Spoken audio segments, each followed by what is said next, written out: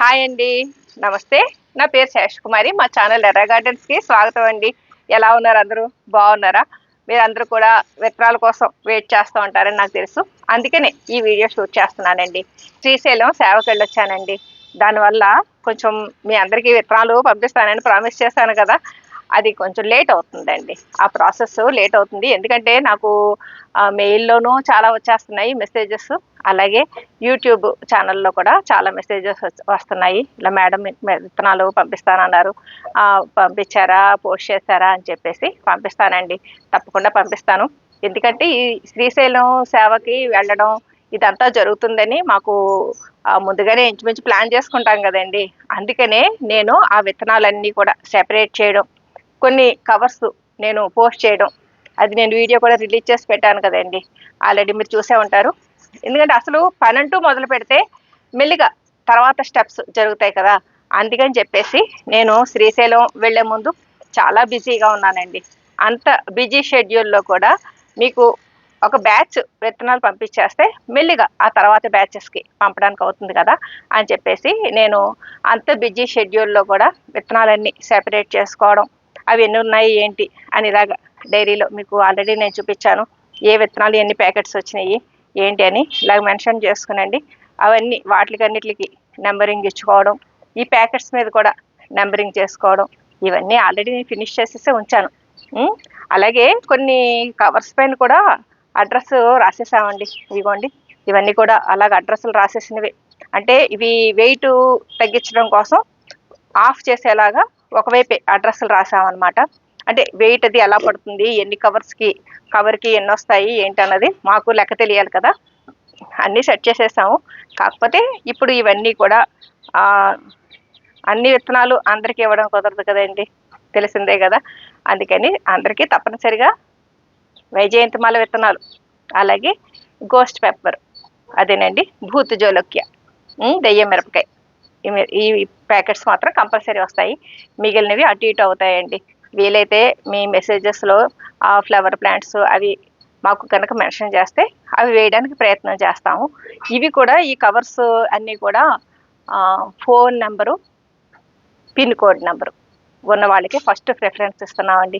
ఎందుకంటే మేము ఇంత శ్రమపడి ఈ విత్తనాలు ఇవన్నీ కలెక్ట్ చేయడం, ప్యాక్ చేయడం, ఇవన్నీ కూడా ఒక యుద్ధ ప్రాతిపదికన ఒక చిన్న సైజు పోరాటం లాగే జరిగింది. ఒక వారం 10 రోజుల పాటు ఈ విత్తనాలన్నీ కూడా సేఫ్గా చేరాలి కదండి.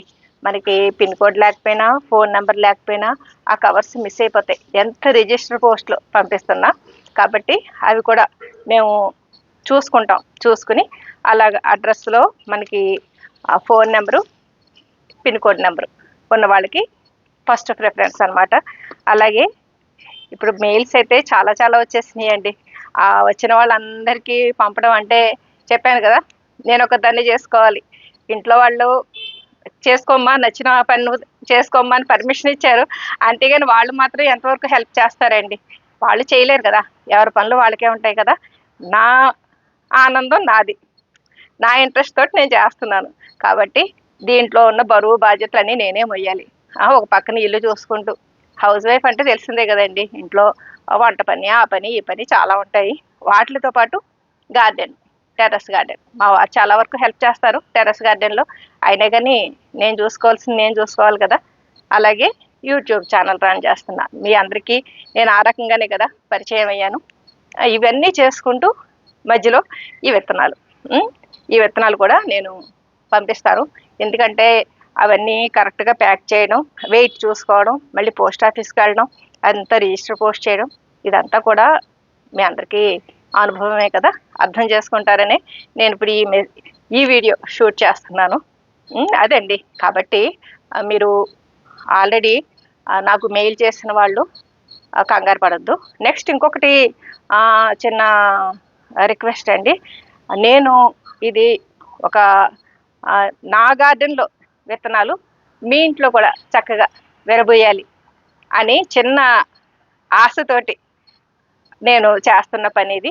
కాబట్టి నేను ఉచితంగానే చేస్తున్నాను, డబ్బులు ఎవరి దగ్గర నుంచి తీసుకోవట్లేదు. కాబట్టి నా సేవ నేను కూడా కొంతవరకే చేయగలనండి. ఎందుకంటే నేను హౌస్ వైఫ్నే, ఆ విషయం చెప్పాను ఆల్రెడీ. కాబట్టి నాకు వేరే వేరేగా ఫైనాన్షియల్గా కూడా నేను ఇబ్బందులు పడకూడదు కదా. నాకు ఎంతవరకో నేను అంతవరకే చేయగలను, అది మీరు అర్థం చేసుకోండి. కాబట్టి నాకైతే మెయిల్స్ చాలా వచ్చినాయి. వచ్చిన వాళ్ళందరికీ పంపించడం అనేది నా వల్ల కాదండి. ఎందుకంటే అది ఫైనాన్షియల్గా కావచ్చు, అలాగే విత్తనాలు కలెక్ట్ చేయడం కావచ్చు, మళ్ళీ ప్యాక్ చేయడం, అవన్నీ శ్రద్ధగా ఒక ఆర్డర్లో పెట్టుకోవడం, అవన్నీ పోస్ట్ చేయడం, ఇదంతా కూడా నాకు కష్టసాధ్యమే. మీరందరూ అర్థం చేసుకోవాలి. కాబట్టి నేను 100 మెంబర్స్ అనుకుంటున్నానండి. 100కి తగ్గకుండా నేను పంపిస్తాను. అది కూడా ఆర్డర్లో, అంటే నాకు ఫస్ట్ పెట్టిన వాళ్ళకి ఫస్ట్ పంపిస్తా. అలాగా నేను పోస్ట్ చేస్తూ వస్తానండి. కాబట్టి దీంట్లో మొత్తం మెయిల్ పెట్టిన ప్రతి ఒక్కళ్ళు కూడా వస్తుంది అని అనుకోవద్దు. ఎందుకంటే చెప్పాను కదండి, చాలా వచ్చినాయి. నేను 30-40 వరకు వస్తాయేమో మెయిల్స్ వాళ్ళకి పంపిద్దాం అన్నట్టుగా నేను స్టార్ట్ చేసింది. అటువంటిది 30-40 కాదు కదా, 100ల మీద వచ్చేస్తున్నాయి. 100ల మీద వచ్చిన వాటికి అందరికీ నేను విత్తనాలు డిస్ట్రిబ్యూట్ చేయడం అంటే అంత స్టాక్ కూడా లేదు. ఏదో 1-2 పెట్టేసి అంత శ్రమ తీసుకొని నేను పంపించినా మీకు కూడా వృధాయే కదండి. నేను పంపించేవేవో మీకు కూడా 4 విత్తనాలు కనపడితేనే కదా నేను ఇంత శ్రమ పడ్డందుకు మీరు హ్యాపీగా ఫీల్ అవుతారు. ఏదో ఆవిడ పంపిస్తానని చెప్పేసి ఏదో ఒక పొట్లం పంపించారు అనుకుంటే మీకు ఆనందం ఉండదు కదా. నాకు శ్రమ ప్లస్ మీకు ఆనందం ఉండదు ఎందుకు. అందుకని చెప్పేసి నేను ఒక 100 మందికి ఖచ్చితంగా పంపిస్తానండి. అది కూడా ఎందుకంటే నాకు కూడా మీ అందరికీ ఎప్పుడు పంపించేస్తే నాకు బరువు తగ్గిపోద్దండి. నిజం చెప్పకపోవడమే నాకు కూడా బర్డెన్ కిందే ఉంది. మీ అందరి దగ్గర నుంచి నేను యూట్యూబ్లో వచ్చే మెసేజ్లన్నిటికీ రెస్పాండ్ అవుతున్నానండి, వెంటనే రిప్లై ఇస్తున్నాను. కాకపోతే ఈ మెయిల్స్ చూసుకోవడం అనేది నాకు టైం సరిపోవట్లా. ఒక పక్కన ఇంట్లో పని, నేను కూడా సిక్ అయ్యానండి.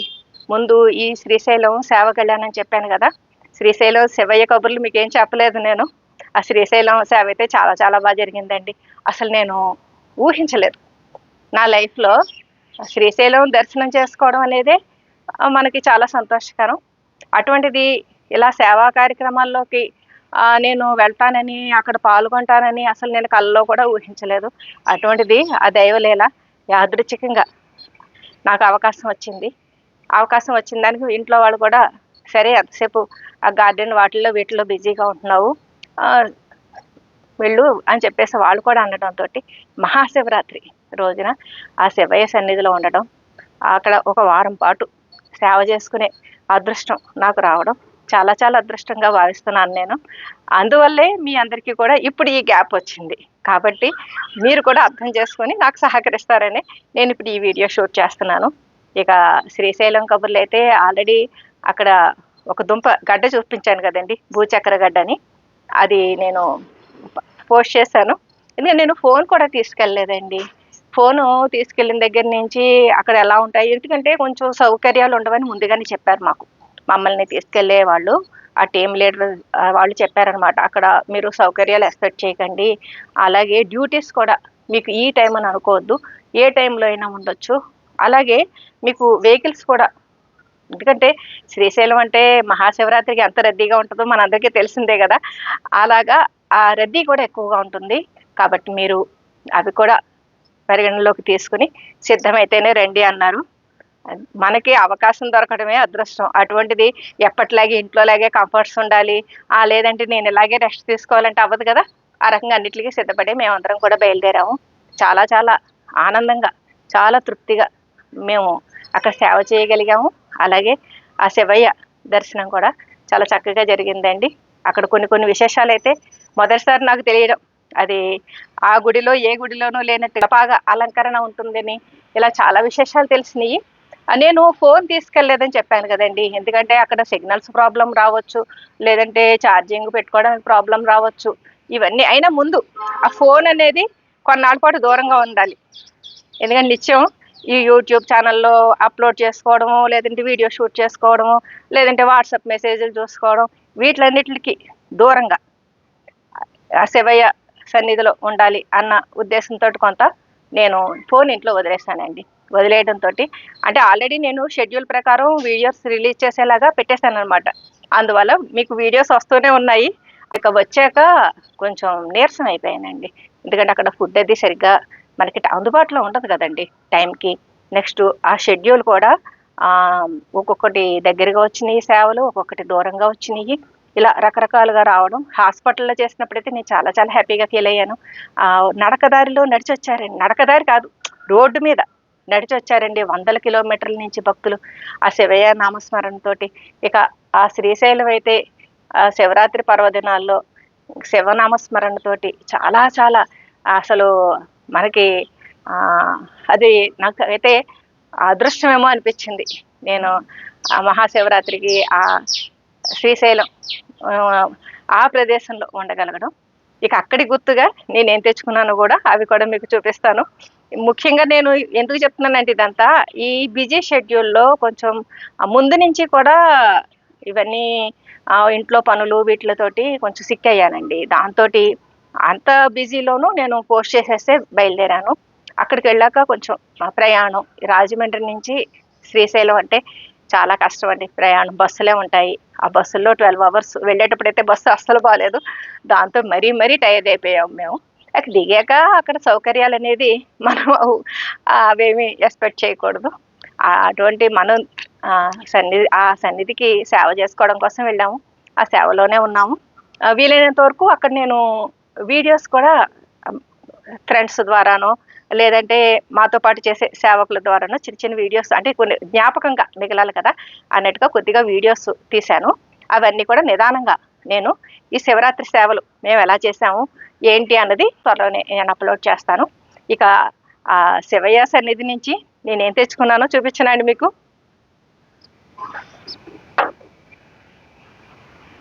ఇదిగోండి ఈ కర్ర చూసారా? నడకదారి భక్తులండి. అదే నడకదారి అని చెప్పేస్తున్నాను. నడకదారి కాదండి, మామూలుగా రోడ్డు మీద నడుస్తూ వచ్చేస్తారనమాట. కొన్ని వందల కిలోమీటర్లు అండి. అటు తెలంగాణ నుంచి, ఆంధ్రప్రదేశ్ నుంచి, కర్ణాటక నుంచి శివనామస్మరణ చేసుకుంటూ నడుచుకుంటూ వస్తారండి. వాళ్ళు ఈ కర్రలు పట్టుకుని నడుస్తూ వస్తారనమాట. ఈ కర్రలు భలే వెరైటీగా ఉన్నాయండి.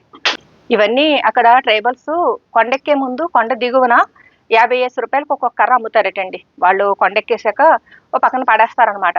పడేసి ఇంకా శివాలయాలకి వెళ్ళడం అది చేసుకుంటారు. అలాగ పడేసే కర్రలు అక్కడ పిల్లలు అది ఏరుకుని మనకి 20కి 30కి అమ్మేస్తూ ఉంటారు.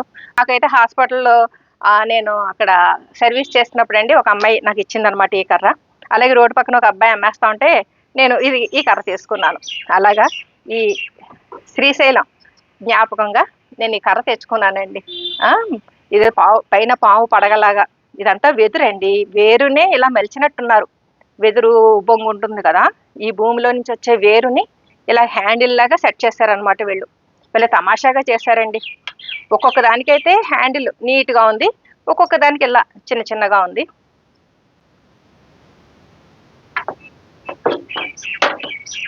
అలాగే ఇంకేం తెచ్చుకున్నాను అనుకుంటున్నారు?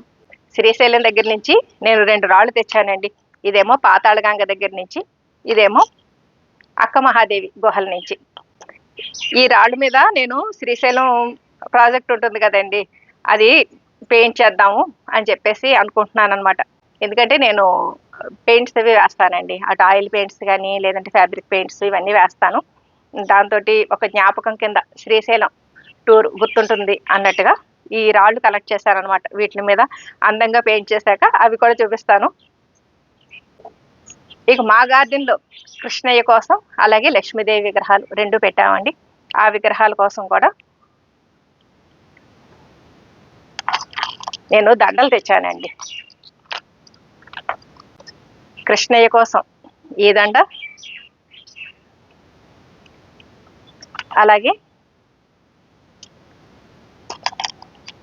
లక్ష్మీదేవి కోసం ఈ దండ,